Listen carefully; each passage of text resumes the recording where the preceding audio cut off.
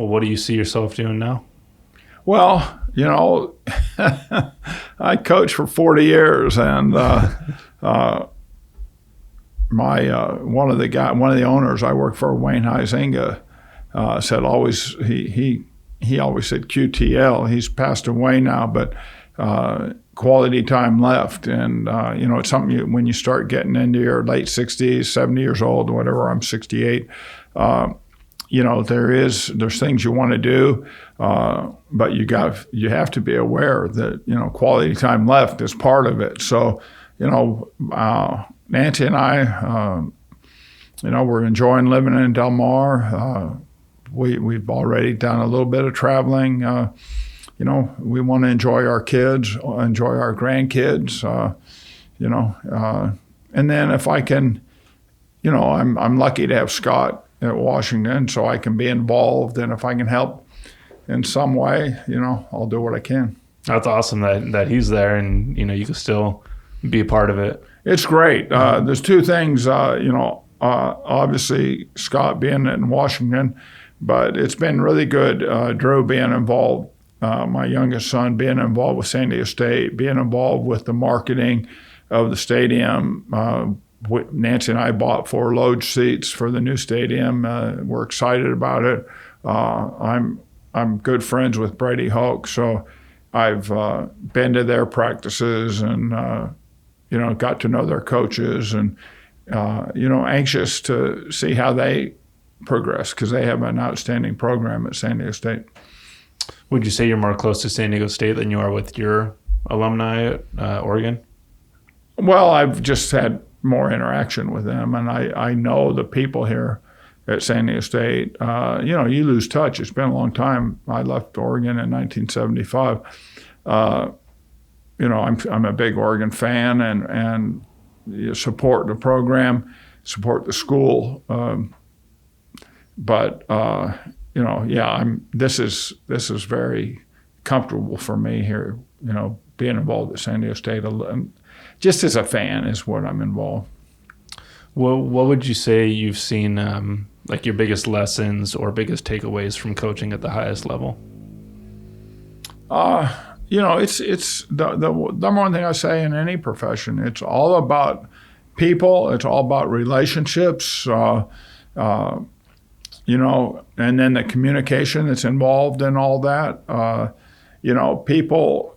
I think some people, when they first get in the NFL, they're in awe and oh my gosh, this is Phillip Rivers, or this is Antonio Gates, or this is Malcolm Floyd, or Sean Merriman, or whatever. But they're young guys that want to get better, and good coaches show players how to get better, and they respond to it. So, one of the things that's lost, and I think that people don't understand, even people that cover the game, that when these guys come in, they're not finished football players. A few are, but those are the exception.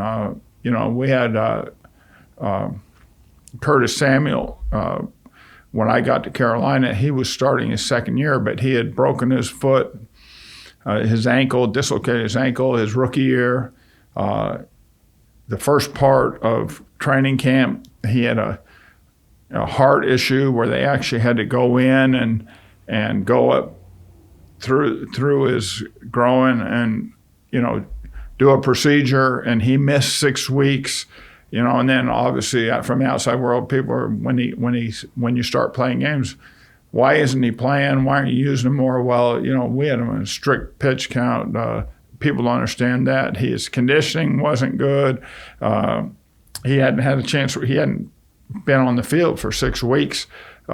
He developed as a player, but you're teaching a guy how to execute a position, how to work at a different level than he was used to in college, and then how to compete against the best of the best.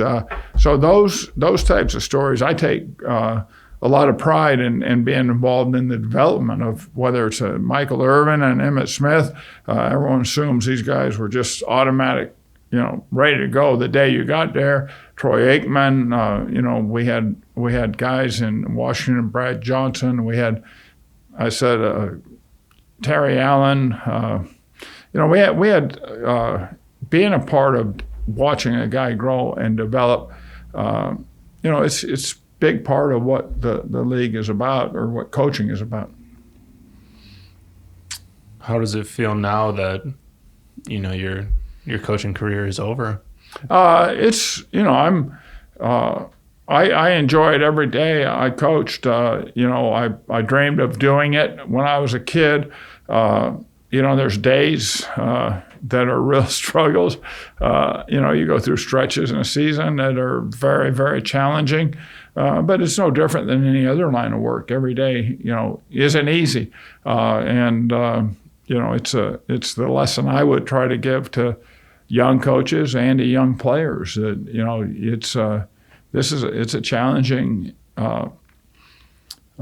it's a very, very challenging line of work, and it's a very, very rewarding. So you knew you wanted to get in this when you were young? Yeah, I mean, if I was more talented and could have continued and played, I would have done that. I had a couple of knee surgeries, that limited me.